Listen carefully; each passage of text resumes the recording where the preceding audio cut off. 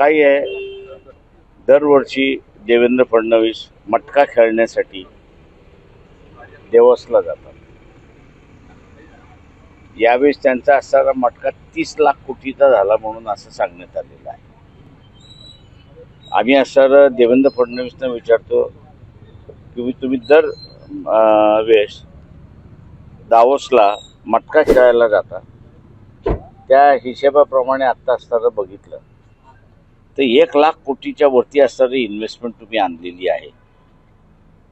त्या मटक्याचा आकडा निघाला, बरोबर आहे, तुम्ही आम्हाला सांगितला, परंतु तो जिल्ह्यामध्ये फॅक्टरीच्या रूपाने, डेव्हलपमेंटच्या रूपाने, अमुक ह्याच्या रूपाने किती आला आणि कसा डिस्ट्रीब्यूट झाला त्याचं जरा विवरण दिलं तर अधिक चांगलं होईल. म्हणजे तो मटका खेळणं उपयोगात आहे की दुरुपयोगात आहे याला लोकांना निकाल लावता येईल. मटका हारले की जिंकले?